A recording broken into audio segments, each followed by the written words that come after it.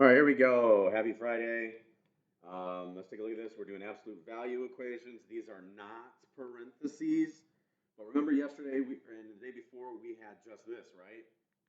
And then we were able to split this apart and do one with it and one with the opposite. But today we have something on the outside and we can't split it apart while we have that. Because the splitting apart only comes with the absolute value because the absolute value of -3 is 3, the absolute value of 3 is 3. Well, we have those two uh, that two component, but we can't say that because this is out here. So we need to get rid of this. And we do the same thing. We could pretend like this is an entire variable, like that's an x. So that would be -4 plus x. So how do we get rid of -4 from this? What do you think? Then we just add 4 to both sides of the equation? Yeah. Now that gets rid of that. And then all we're left with here is the absolute value of 7 plus x equals, and 7 plus 4 is 11. Well, now we take that and we split this apart. So 7 plus x equals what it is, 11. And they probably should have done this on one piece of paper each. Then I'm going to do 7 plus x equals, and I want to do the opposite, -11, okay? And then I just simply solve these, each one of them. Notice, because of the absolute value, we have one positive, one negative. So this is 7 plus x, and it's positive 7, so we're going to subtract 7 from both sides of the equation. We get rid of the opposite operations. We're left with x, and 11 minus 7 is 4. That is our first answer, and we must use brackets or braces. We don't use parentheses. Parentheses means a coordinate point.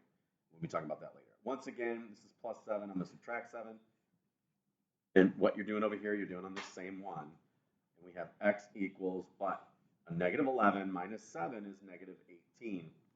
So if we were to plug these two answers back into x up here, like if we do 4, and I put 4 in here, 7 plus 4 is 11, minus 4, what do we got? 7 plus 4, yep. 7 plus 4 is 11, and 11 minus 4 is 7. So that's how we get that. If you put -18 in there, you're going to get the same answer, okay? I think I shorted myself some room here on this one, so we'll try, see if it'll work. I'll have to be either write smaller or use a different sheet. Actually, I can just write on top of this one. That'll work. All right, once again, we look at this and we say, all right, is there anything on the outside of the absolute value symbol? Last time we did this, we just split it apart, but we do. We have multiplication. You see there's no plus or minus in here. So this is like this whole thing is an x or a variable. So if this is -5 times all of that, we wouldn't times it. What's the opposite of times? We're going to divide by -5. Does everybody see that? Because we act as this whole absolute value part acts like a variable. It's being multiplied to all of this. Because all of this in the inside has its own value. So we divided by that. And we're left with the absolute value. So -60 divided by 50 is what? 12? I believe it's 12. Did in my head. My head's a little foggy today. All right, so what we're going to do with that then is we're going to go ahead, now that we have nothing on the outside of the absolute value symbols. By the way, this is not distribute. You don't distribute this. You don't do -5 times 4. That's a no-no because these are absolute value symbols, not parentheses. So since we have absolute value of 4 times x, we're going to do 4 times x equals 12, what it is, and then 4 times x equals -12 because of that absolute value part of that. So then we just solve it the same way. We're going to go ahead and divide by 4. It's the only thing to do. You can't distribute, can't combine like terms, no extra variable, nothing added or subtracted. We go to the last part. Opposite operations are gone. And 12 divided by 4 is 3. Correct? Yes, it is. And then we're going to go ahead and divide by 4 on this side. Can't distribute, can't combine like terms, no extra variable, all that good jazz. There's nothing there except for the very last step. And this ends up being -3. So our answers then are 3 and -3, and they need to be in brackets or braces. You cannot use parentheses. All right, this is the answer. Don't be lazy. Put this down, not this and this. I want to see this. All right, I'm getting used to that because when we start looking for coordinate points, you're gonna have to do the same thing. All right, so I'll not write so big here on this next one. I'm gonna have to use this extra sheet of paper. So let's look at this one. Once again, we're looking at that side with the absolute value. Here's the absolute value. We do have some extra stuff. We need to get rid of that extra stuff. Now this is minus. So if I pretend this is a big J or whatever it is, that is all of the absolute value minus 9. So if it's minus 9, what do we do to get rid of minus 9? Yeah, we're going to add 9. See how these steps, these 5 important steps come back to haunt you over and over and over again. They're going to show up in algebra all the time. That's why I focus so hard on them. 14 plus 9, 13. So once we have that, we're going to split it apart because we have nothing else on the outside. Now, if there was something, we'd have to get rid of it. And not Monday, but Tuesday, we're going to actually have, maybe it might even be Monday, where we're going to have a couple of things on the outside. So we're going to split that apart. 3 plus b equals 13, and 3 plus b equals negative 13. We change that outside number. We do one with it and one with its opposite. We're going to get to learn that word opposite because it's going to come back to haunt us when we start doing all these formulas. So since it's can't distribute, can't combine like terms, no extra variable, we can't add or subtract. There's a 3 plus b, so since it's plus 3, we're going to go ahead and subtract 3 from both sides of the equation. Those are gone. We have b equals, and 13 minus 3 is 10. That's our first answer. You can use brackets too. That's fine. But don't use parentheses, all right? So again, subtract 3 from both sides of the equation. If you get this one right, you should get this one right. Negative 13 minus 3 is negative 16, so there's our 2 answers. And if I were to plug those back in there, it would work. For instance, if I plug 10 in there, 10 plus 3 is 13, 13 minus 9 is 4. Negative 16 plus 3 is negative 13. Negative 13, the absolute value of negative 13 is 13, and 13 minus 9 is 4. Okay? Got to remember the absolute value in there. That's the part most people miss. And normally, I would have you plug those back in to prove them. In Algebra 2, you're going to have to because sometimes there are some outliers. But on these, they're not going to be. But we don't have time to do that. We need to keep moving on. I need to introduce you to everything you possibly can see in algebra since it's a short year. All right. Once again, take a look over here. We have this divided by 8 here. So how do I get rid of divided by 8? How do I get rid of divided by 8? No, we don't divide. What's the opposite of divide? Times. We're going to multiply both sides by 8. Now our 8s are gone. Just like we did before. These are the same steps. It doesn't matter that there's absolute value on top of it. We still got to get rid of that. So what we're left with is the absolute value of x plus 3 equals 3 times 8 is 24. What do we do with that?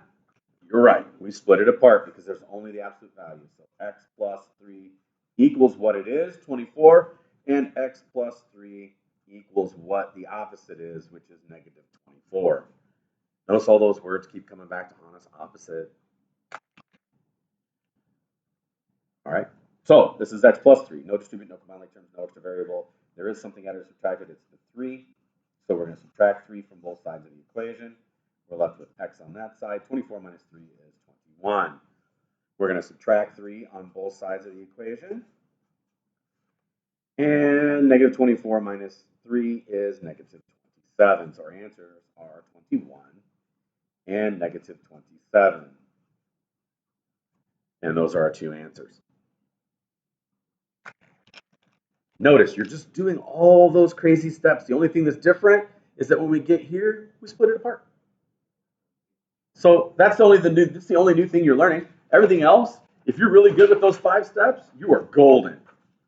Because you know what's going on. If you're not good with those 5 steps, you're going to have issues. Once again, here's our absolute value. We're treating that as a variable. Is there something outside of that absolute value? Yes, it is. It's that 10. What is 10 doing to the absolute value symbols? Add, subtract, multiply, or divide. There's nothing there, so it's what?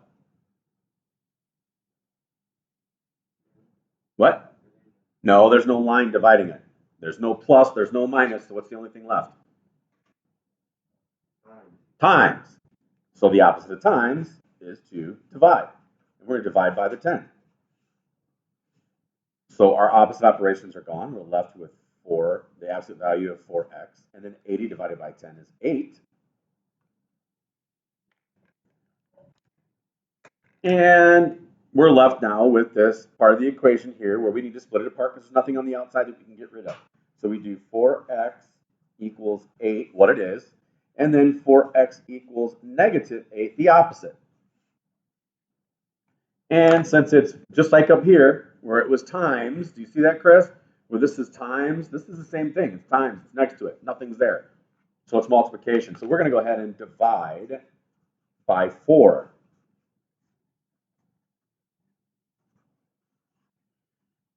And then we're going to divide by 4 again. Negative 8 divided by 4 is negative 2.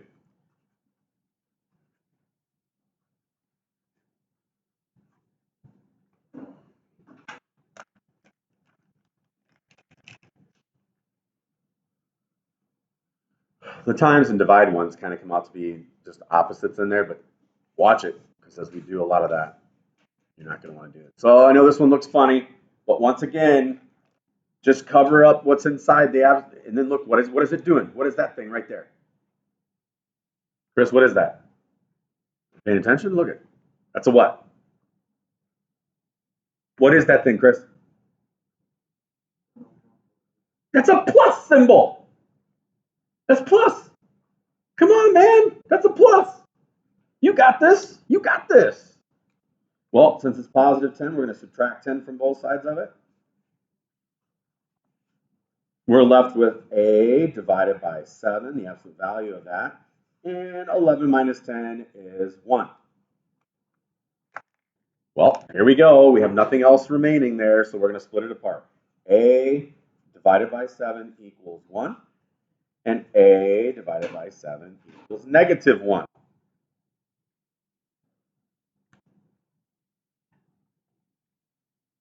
So then we are going to go ahead and, since this is a divided by 7, we're going to go ahead and multiply by 7 on both sides of the equation.